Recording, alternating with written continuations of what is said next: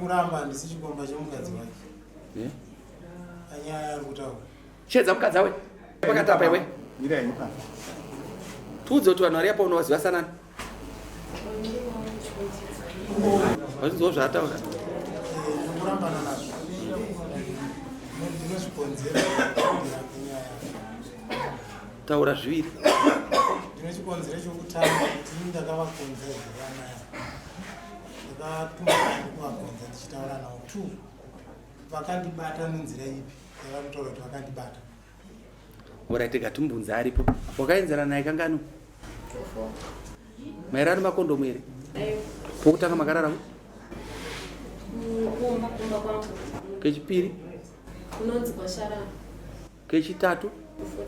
Aiwa unenge akapfeka chishoteka mukati make anenge akapfeka zvakaita sei?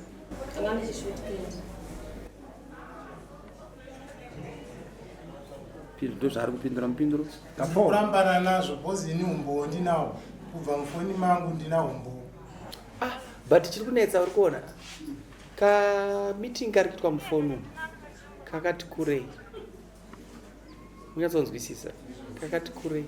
Kari kutaura mufoni ndeuyu. Zvinzwa nemukadzi uyu akamira. Saka uya toenda kunoitira kupi?